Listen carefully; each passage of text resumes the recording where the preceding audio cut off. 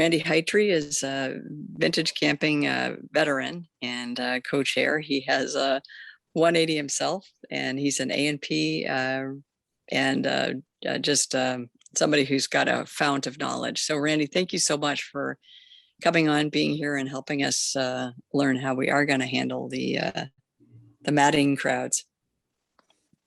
Well, it is going to be a crazy year. We have 2 years worth of people who want to type clubs. And can I get a share screen? Yes. Hang on. And I've got just a little bit of the field. A couple of things. Somebody was talking about S-turns. About 1995, we lost 2 planes on final with S-turns, trying to keep faster planes and slower traffic. That's why they no longer recommend that. Now, because of last year being shut down, we've got 2 years of people who want it to be type club. The type club area is not the best Zoom, but it's that we call this West Triangle over here. And basically you put in to get in there and you're on a waiting list. They have told the people, some of the groups that were last year's type clubs, if you show up as a group this year together, we'll park you together, but we will not give you any space in type club. As a result, we've got like 6 groups coming in on Saturday as groups who want to park together. And that includes 30 air coupes and other odds and ends. I'm only dealing with once you land on the ground. I will be in Oshkosh in less than 24 hours from now, and I'll be there for the entire time. So I don't fly in, I drive in, and I spend my time there. I will, if you have questions, just kind of interrupt, and I'll try to answer them as we go.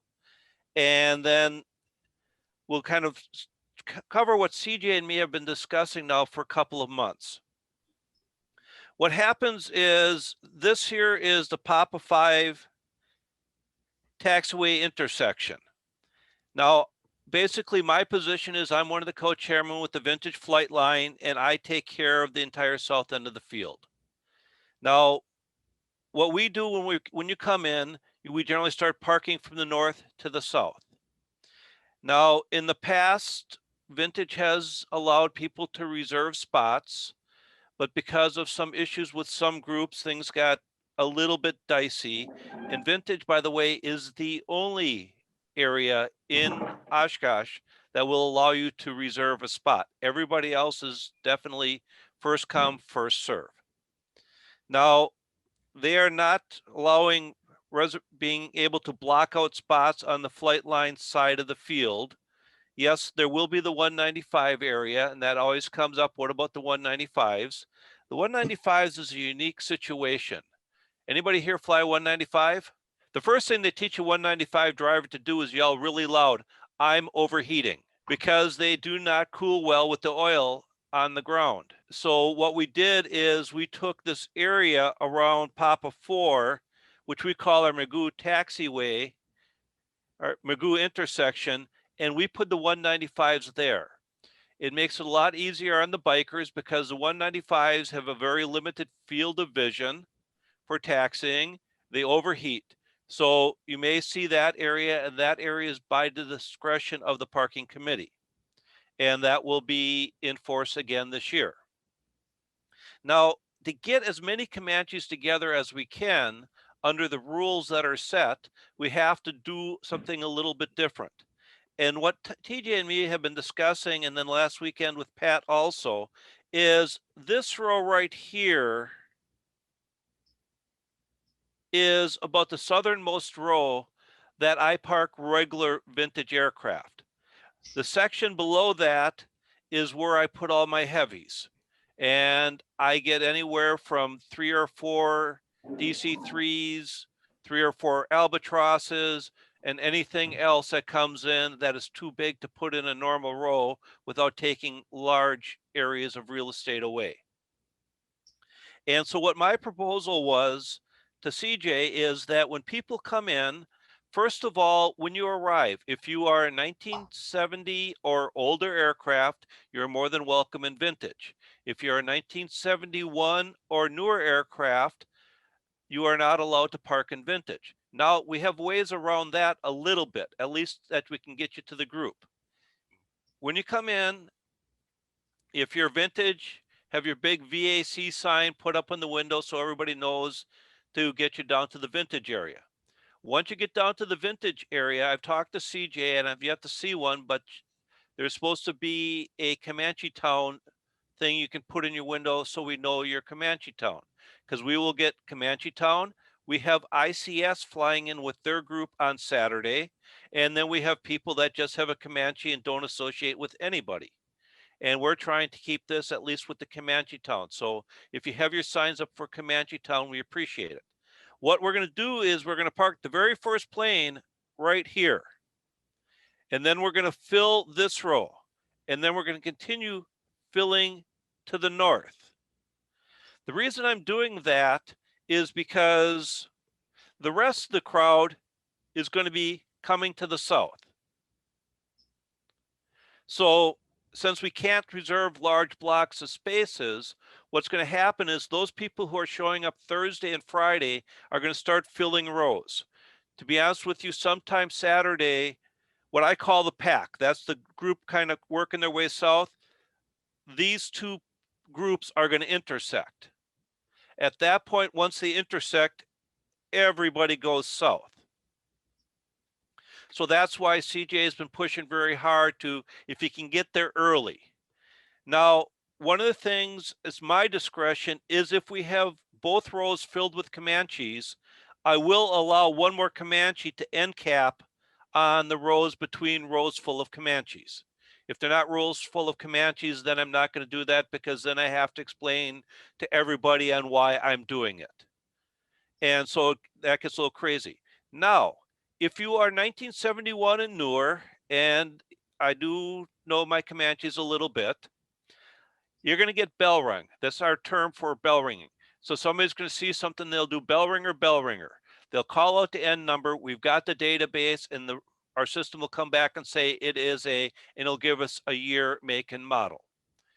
So if you are a 1971 and newer, I'd appreciate, instead of putting vintage, put South 40.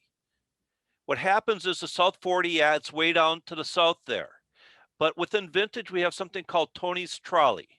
Tony's Trolley is a cut down minivan that is willing to run around our area, shuttling people and their gear. Now, what I told CJ is, when you look at the planes, I'm not the best artist. As long as you are within the tip of the nose to the tip of the tail, we don't care if there's more than one group parking there. So if you get shuffled down to the south and you want to be part of the ComancheTown, and there's room for somebody to put their tent here, maybe the pilot of the plane, but there's nobody on the left side, somebody else, they do have to pay for a separate camping spot, because it is a separate camping spot. They can park over there. That way we can get a greater density of people within that area. Also, once we get to the point where everybody's going south, I'm willing to work with Tony's Trolley and coordinate for getting people up into the ComancheTown area. That is the best way under the rules that we can do it. The vintage policy is officially no groups more than 10 can be together. If you want to reserve spots, you have to go to 145 West. And if anybody's been down to the South 40, 145 West is the row directly in front of the showers down on the way south end. And nobody wants to go down there. So that's kind of what I propose that we do when people come in, is we start at the south, we work our way north, we get as many Comanches in the group as we can. Then we make the ability to get other people who want to camp with them to get between the planes. I do need to keep the taxiways open for arrivals, departures, and more importantly, emergency services. But we can end cap on the roadside, because most of the emergency services will come down, pop a taxiway instead of trying to go down through the crowds. So that's kind of what the proposal is that I had put together. So now we can start with questions. I have a question, Randy. Yeah. I teach for a living. I did a lot of online stuff. I'm used to having the control button. I turn people off all the time. Okay, John, go ahead, please. Thank you. So my question is this. weather permitting, I'm planning to hopefully join up at Baraboo Thursday night and fly in on Friday morning with the rest of the people doing that. But I probably will want to establish my tent and then get back out and then get back in at some point later. Is that a problem? As long as you've paid for the campsite at that time, and that's just for the individual, I can live with that. Okay, If there's no credentials on the campsite, I will fill it. okay. So put up my tent and keep my credentials hanging on the outside of the tent somewhere. Correct. Got it. What happens is when people come in and they land and they go by empty spots, they come screaming to me, why am I not parking there? And then once we start doing what I call the churn, people leaving, people coming in, they start looking for available spots and says, I found a spot in row such and such. Now with the Comanche group, what I'm asking you to do is if you know somebody's leaving and somebody wants, that's a legal VAA aircraft is coming up, I want the one going into the spot up there before the one leaves the spot. We'll leave them in the taxiway. We shoot one out, we shoot one in. There's no vacancies. That answers my question, Randy. So you need, oh, thank you. Thanks, Randy. So that answers a question that we had as hosts. So as the turn starts to happen and we're looking to fill a spot that's being emptied out, have the upcoming bird that's got to go into an emptying spot on the taxiway.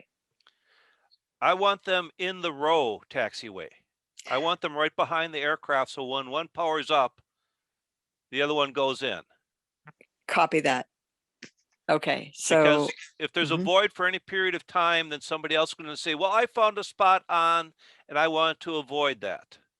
copy. Okay.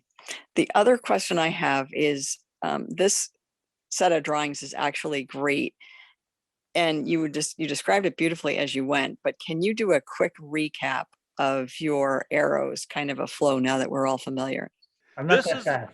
Papa only half 5 done. intersection. We will start by putting the first Comanche to arrive in this spot right here. Whatever the last row that I have of regular vintage parking. We will fill the row from west to east. The reason I fill the rows from west to east is because that way we are always taxing past empty spots. If I went from east to west, we'd be taxing down rows and it's harder on my bikers.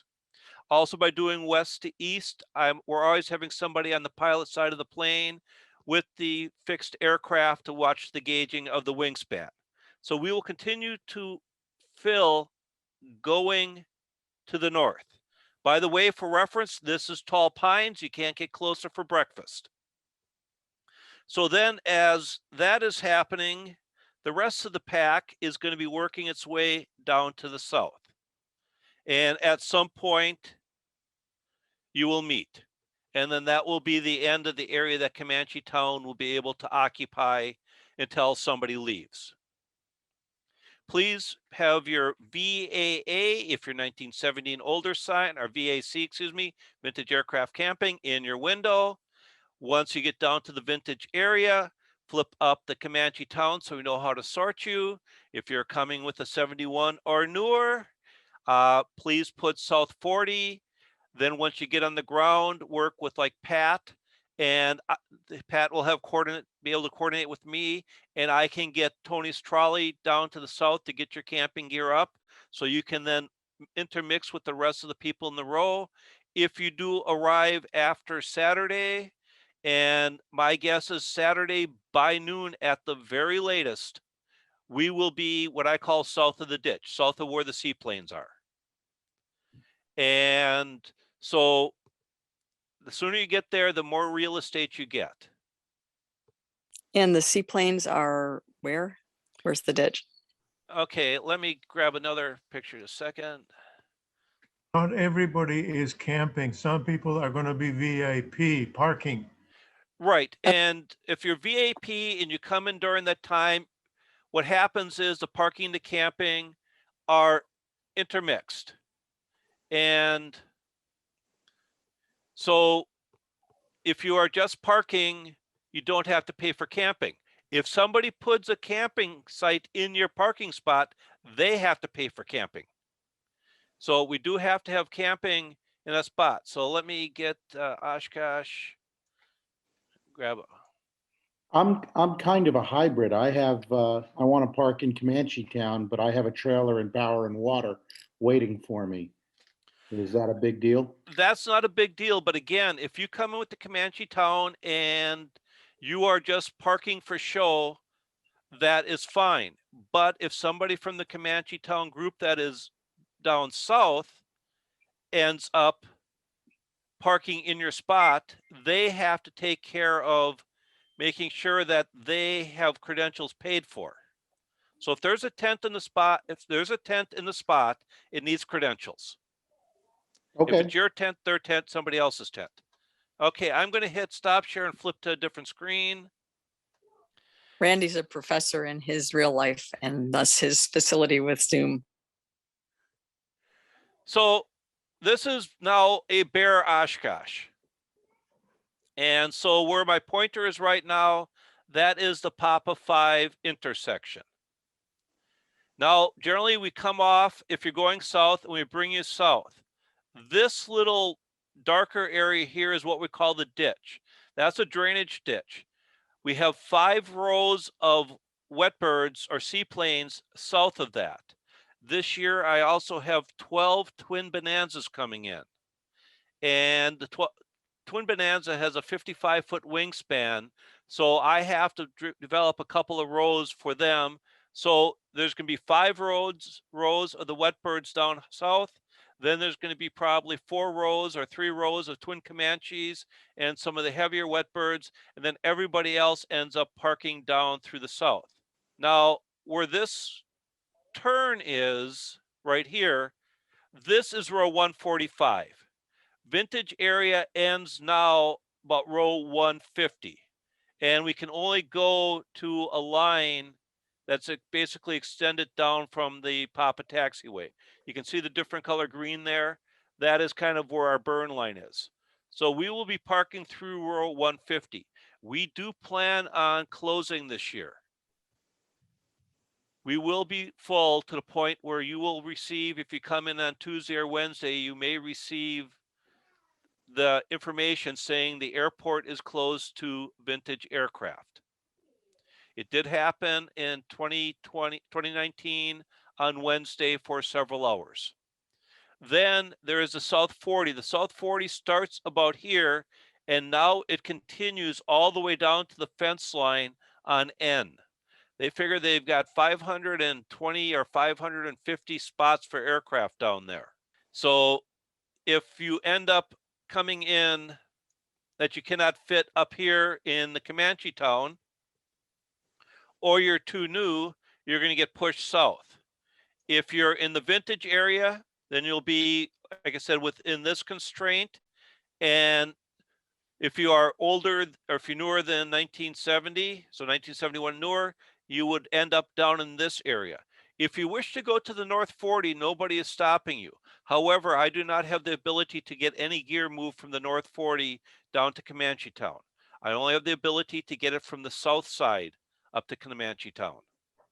So that's why I'm saying if you're coming in, ask for South 40. Let's see. So how many aircraft per row? Is 7? Yeah. Generally, it's about 7 aircraft per row.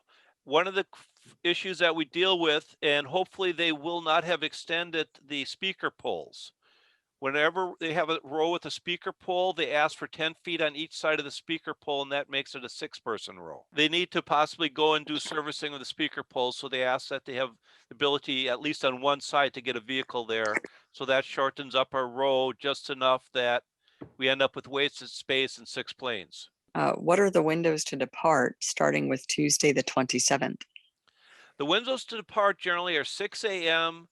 through air show, which generally will note them shut about 2:30, sometimes 3 o'clock. Check that. It changes daily. Then after air show, after they get the convention tees, and that's the planes that are sitting up here in the show area, after they get this intersection cleared out, then they reopen, and that generally happens about between 6:30 and 7 o'clock in the evening. All departures have to be gone by 8 o'clock in the evening. At 8 o'clock, we're Notum shut. Nobody can leave. Is our location also right across from the ultralight red barn? So your location would be, like I said, where my pointer is right here. The ultralight red barn is actually up here. This is an older aerial view Mm-hmm. because here is the ultralight runway through here. And just a comment that if it rains, really try to come in. If you've got a forecast for rain later in the week, try to come in and get in early so you're not having to taxi on wet grass nearly as far. Well, Good comment, Chris. the ground is pretty good up until this point here. They've done some drainage tile, so we'll see what it's like, but there's generally a swale, and you can kind of see that through here. There's generally a swale here. On 2020, we had a lot of water standing through, or 2019, I watched a bonanza disappear in a spray of water powering through. And so down south, they tend to have a little bit more standing water.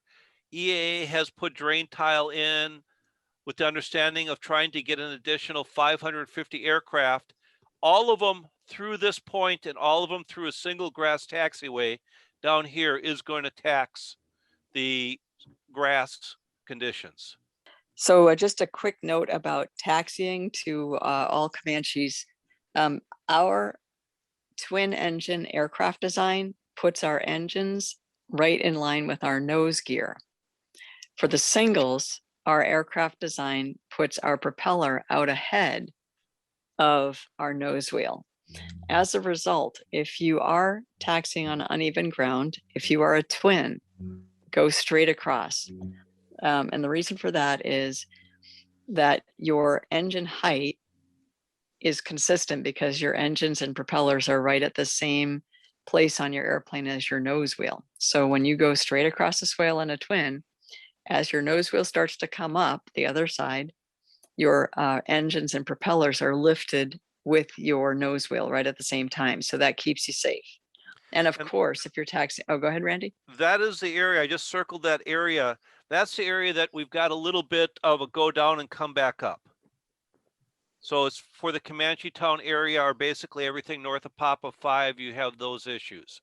Once you get south of Papa 5, everything is pretty much level. Oh, that's good to know. That's really helpful. So for the singles, so again, for the twins, well, for all of us, yoke in your lap, tires fully inflated, and then for the twins, go straight across if you're crossing a swale, and if you are a single, cross a swale at an angle. And the reason for this is that the cross section becomes much shallower. And and Randy, are the parking people going to get worried, or are they just going to be like, thank gosh, they're just in my general vicinity? Depending upon when you arrive, generally what they will do is they'll just point you down a row. And so you can use a little discretion to how you attack the row. Perfect. So that's it. So for us singles, we're just gonna again have our yoke in our lap. And then one other reminder for taxiing on soft ground or grass is to just remember to keep your power up a little bit more. Don't do big sudden power changes. So do a gradual application of power, but do try not to stop. And Randy's parking guys are trained to keep going so that we don't have to stop on soft ground, just because it's much, much easier if you can keep just a little bit of speed creeping forward. Bill's got a question. What's the procedure for handling an event that requires departing the daisy chain? What do you mean by daisy chain, Bill? Or Randy, if you already know what he means, feel free to just we call answer. it the conga line. What happens is, depending upon if they are doing a 360 departure, we will have planes along Papa for all the way from up at Papa 1. What will happen is, whenever you're ready to leave the vintage area, we ask that you flag down a biker. We ask that no propellers be run in the vintage area without a biker in attendance. The biker will then ask you to pull your plane out of the row and point it towards the Papa taxiway or towards the east down south. At that time, the biker will get you to fire up. They will bring you down towards the burn line. That's our term for that line. That's the do not cross line. And then we'll actually stop the conga line, get you into the line, and then let the conga line keep going. So we basically break the conga line to get planes in.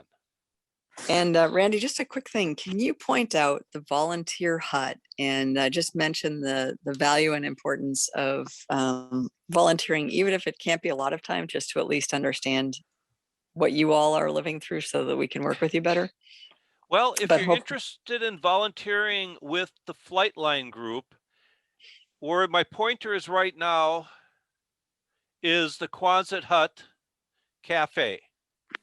This is the Vintage Flightline, and this is where you'd stop by the volunteer. We generally do briefings, I believe, at 9 a.m. and at 1 p.m. for biker briefing. If you're interested just volunteering with Vintage in general, there is outside of the Red Barn a volunteer area that you can work with other areas also. I generally like, if all possible, come out and volunteer with the Flightline. It gives you a different perspective on what is happening once you land on the ground. And the perspective will make you probably a little bit more appreciative of how everything does work in its own crazy way. And Randy, can you mark that place where we can volunteer with the Flightline with an X or a square or something? Okay, just a second. Likely, yeah, I apologize. I didn't mean to put you on the Okay. spot. So, okay, here we go. So for the Vintage Flightline, now you can probably see in the tablet a little bit of the Flightline stuff. Yes. Okay. Yeah, I was on the Google Maps, so sorry about that. Okay, so here is the Quonset Hut Cafe, and now it's the I forget what the place is. This is where the Vintage Flightline for the bikers, that's where we base out of. And we do our briefings, like I said, at 9 a.m. and at, I believe, 1 o'clock in the afternoon. And if you're on the Flightline, even if you're not biking, if you're working safety, crowd control, whatever, everybody with Vintage has to go through the briefing just to make sure that everybody's on the same page in case something goes south. And will showing up at 9 a.m. or 1 and taking this then allow us to participate as a volunteer to support you guys? Yes. So at that point, you can get you'll get through the full briefing. You can biker brief. So if you want to come and park airplanes, if you want to just help with crowd control during the air show or crossing guards, anything dealing with the Flightline movement is all done at that briefing. And we had a question on signage. So what Randy said is that, have your vintage aircraft parking. Is it VAC, Randy, that the sign will need to show? VAC. Yep. And to answer the question about is vintage aircraft parking allowed in ComancheTown? Yes, it is. Yes, because what happens once we get south of kind of where let's go back one notch. Once we get south of about this point here, it's mixed parking. We do not separate parking and camping. We used to separate it and it made another nightmare for us. So basically everybody just gets mixed together. So when you come in, if you are, again, just parking, we can stick you in the ComancheTown area, not a problem. Again, the reminder, if somebody puts a tent in that area, the tent does need to have credentials on it. A good question from Milton. Is there a soft surface plan? That depends upon where the surface gets soft. If you're in ComancheTown, there's never been an issue in that area for soft surface. If you're down south, we have moved the taxiway around numerous times. And let me hit stop share on this. And let's hit share on something else. My proposal, and so far they've just laughed at me. My proposal, if down south gets really soft, is this is a hard pan road that goes across the airport, comes up this side, and ends up on 36 right. So hopefully we don't have to do that, but If everything down south gets totally saturated, that's what I've tossed out as our option to get people from the south side up back to the taxiway. So far, we're looking at the next 7 days of being dry and 80 in Oshkosh. So that means that we should have a good chance for the field to dry out. We can handle an inch or two of rain on about every second or third day without any issue. If it's, for those of you who are around for 2010, the wet, wet, wet year, we had an incredible amount of rain. People were not even able to get into their campsites until probably that Sunday or Monday of convention. That 2010 being the infamous splosh. Yes, what we did is along the Papa Taxiway, we had them taxi down and we pushed them off of this taxiway on both sides. Then what we did is we had them register with their N number and a phone number, and then we had them go and find their camp spots, stake it out, and come back to us. And then we set up a table in our back of our ops building with 3 guys on phones and computers calling the people as we could get them into their spots. When would you like us to switch from our VAC signs to our ComancheTown signs? Once you get down past this show center, if you're landing on 3-6 right or left, or if it's your 3-6 right, they're going to bring you the far way. If you're 3-6 left, they'll break you off. If you break off at Papa 3, Papa 4, or Papa 5, which most of you won't do Papa 5, but as soon as you break off or you get off in the grass, do not taxi directly across from the runway to the Papa Taxiway. Some of these ditches along here are quite deep. There are going to be a cone taxiway put out there. So if you come off, just get in the cone taxiway, go up to the next intersection. Then you'll come up to the Papa Taxiway, and at that time you should have your VAC up and running. If you land up to the north, definitely have your VAC up and running. And then once, like I said, once you get here, actually, then do VAC and then show them your ComancheTown, basically some point through here south. Or if you're coming south, sometime through around here, show the ComancheTown. That way we can sort you out in advance. Beautiful, thank you. Let's see. Good question from Mikkel. What's our best guess on when VAC is going to fill up? And Mikkel, let me just ask you, are you saying completely full as in Vintage Camping is full, or full as in ComancheTown meets the pack, or both? VAC more? VAC, we have no clue. My guess is it will probably happen, if it does happen, sometime Monday, because generally we get the big inrush over the weekend. We get a lot of people coming in Monday, not many people leaving. We really don't start the churn until we start getting into Tuesday, Wednesday. Last year it was Wednesday and we're completely shut down for a period of time until we had enough people leave. Like I said, with the large groups that are coming in, with the responses that we're getting from the groups, it's going to be a crapshoot. Let's see. John Gritschke, I just want to make sure your question was answered. And everybody, if this doesn't answer your question, feel free to unmute. This is a smaller group because it's people more focused on getting into and out of ComancheTown. And you don't need to go through me. Although I appreciate you putting your questions in the chat window. Andrew Weingram, if you're able to unmute, I think your question is going to be shared with other people and it's somewhat complex. Sure. Because I'm actually residing in Camp Scholler, I'll be bringing a lot of gear out of my airplane that wouldn't be allowed back into the air show, like bikes and stuff like that. How will I be able to get gear back to an airplane parked in ComancheTown from Scholler? Again, get a hold of me. I get a hold of Tony's Trolley, and they've got all sorts of decals on their windows that get them through all sorts of gates. Okay. Which is also note, if you decide that you're trying to get food into the grounds, or you're trying to get supplies into the grounds, coordinate with me in advance, because down here, here's the ultralight area.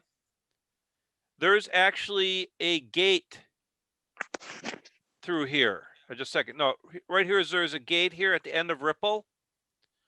And so if you have people bringing in things that you need to get shuttled over to ComancheTown, you cannot get through the gate at Ripple, but you can get the stuff to the gate at Ripple. And then you're, 400 feet from ComancheTown. And if it's large or bulky, work through me and we can arrange to have like Tony's trolley or a green machine shuttle the stuff from the intersection of West Ripple, the gate right here, over to the ComancheTown area right here. Did I miss a contact info for you or anything like that? A texting number or anything like that? I will be occupying this spot right here. I don't have a problem sharing my contact information, but be aware that there are times that I will be ignoring my phone. If you do, You can also contact any of the ComancheTown co-chairs.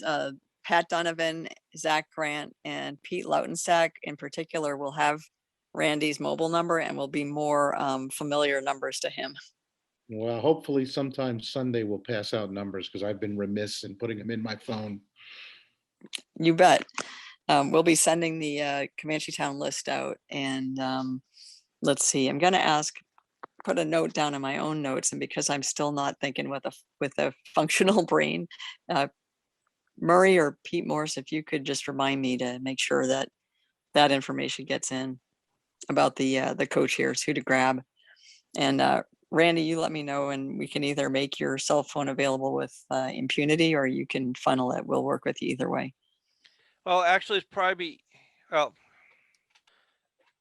there is my cell number. So if you need to coordinate something, that's one of the options. But like I said, there are times if I'm in the middle of something, I do ignore my phone. So I have to prioritize my priorities, so to speak. And generally, I asked if you can if you, let's say you need something moved, bringing in, give me about an hour's heads up because the people are running around for a lot of folks. So instantaneous response will not be probably an option in most cases. Randy, I have a question that sort of follows on to my earlier question about leaving a tent with credentials on it. If I do that and leave it, for a day or two, let's say potentially the camping gets closed, like you said, you expect it to get closed. How will your crew know to let me back down to my spot? If you do leave your spot, what you need to do is you need to make a sign that says row whatever. Okay. And that way, when you come back in, you hold up your big sign that says row 93, 94, whatever, and then they know that you're going back into a spot. Got it. Thank you. A couple of other very helpful notes into the chat. Some of these are related to the approach. Let's see. Text OSH arrival to phone number 64600 for weather updates. Again, you can text to 64600 for weather updates at Oshkosh. Milton Ames, thank you for that. That's super helpful. Milton, you had another question. Oh, and Jim Walcott pointed out, make user waypoints based on those points on the chart, such as Fisk and Ripon in your database. And one more thing, make sure you are able to insert waypoints in if you are going to be wanting to use that. This is all VFR and the NOTAM and the arrival procedures give you very, very good descriptions of what you're going to see visually. And this thing's been used for decades now, so it is easy to follow VFR, but you can also, to give yourselves a little extra help, make those user-defined waypoints and add a waypoint in ahead. And the NOTAM will tell you if the additional waypoints are added in, and that will be published on the ATIS. So monitor ATIS. Milton, you had one other very good question. Feel free to unmute if you want. Otherwise, I'm finding it. Where to get credentials after parked? Okay, so once you land in ComancheTown, you do have to progress up to the north. And it now exists right here. So here's the Quonset Hut Cafe. Here's emergency aircraft repair, and there's a building now here for aircraft registration. That is where you'll get your credentials. I'm not sure how early they'll start running the shuttles back and forth.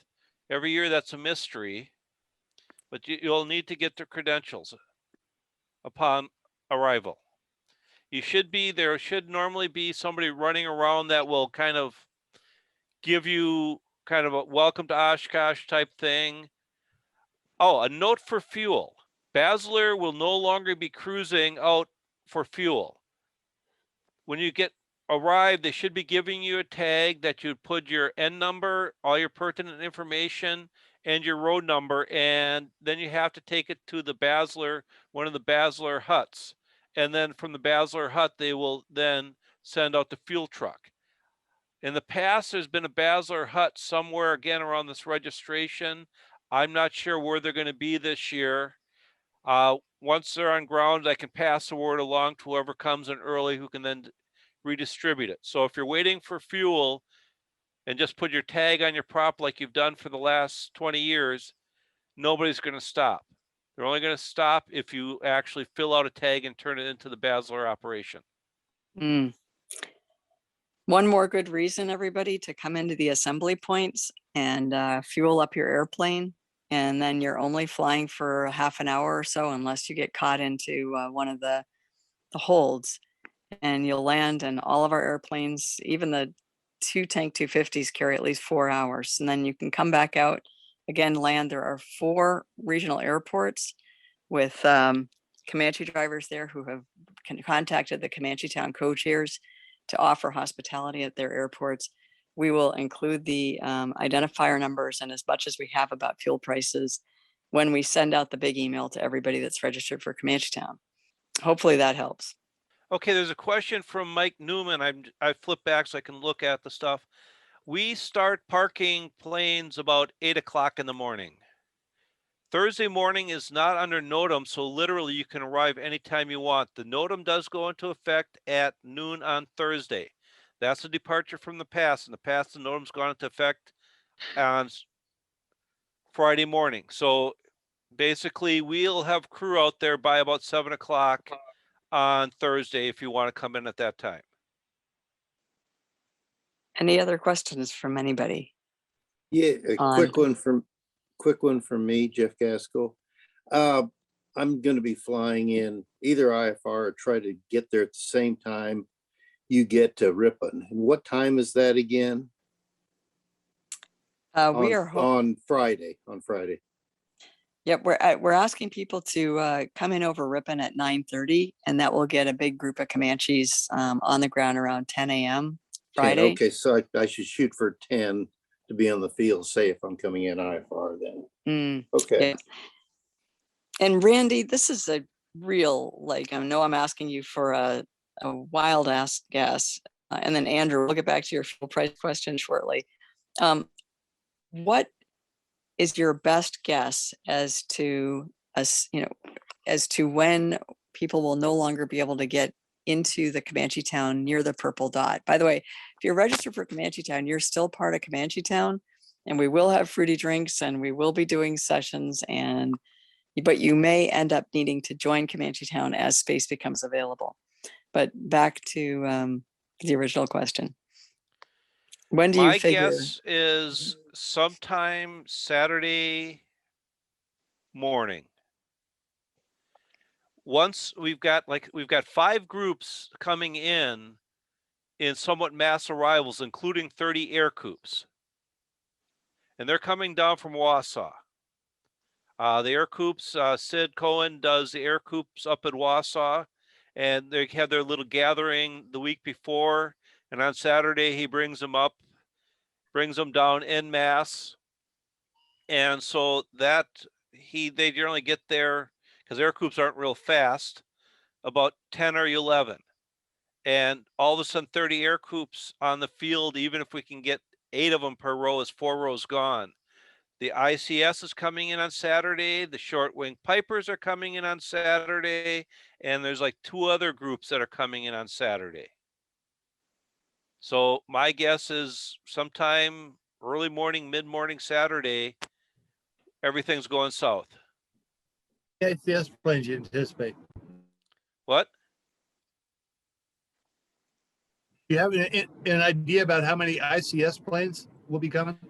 I do not have that information. All I know is they've contacted us about coming in as a group. And so they were basically told the same thing that everybody else has been told. You come in as a group, we park you as a group. What we're doing now is within the set of rules that are out there, but it's just doing it with a different twist. So instead of just the first guy coming in with the ComancheTown, we put him in the next available spot. We're pushing you to the south, giving you more options to get more of you into the area before it fills up. And this is super. And just to be clear, ComancheTown has members from, gosh, every organization I know of. So we're expecting, I mean, so people in ComancheTown belong to ICS, don't belong to ICS. We're just happy to have you. So there's no worries from that perspective. Everybody's welcome. As Hey, TJ, this is Mark. Go ahead, TJ, Mark. this is Murray. I'll give a shout out to Randy's earlier call for vintage volunteering. I think I've been a vintage parking volunteer for about 8 years. My son for about 6. We have a great time. Randy's crew is fantastic to work with. I know others in the group are also volunteers, and it's really helped us understand how the parking process goes, as well as get to see really cool airplanes right up close as they're pulling in. Murray, thank you for putting that note in. It is so helpful to have it from somebody who's been there and done it. And you and your son have been godsends to us and to Vintage. So thank you for stopping in and saying so. Yeah, unfortunately, I won't be there this year to help out, but I do plan to be there next year. Let's see, gas prices. Randy, do you happen to know what the gas price is going to be at Oshkosh? No idea. Basler comes up with that magic at basically very short order.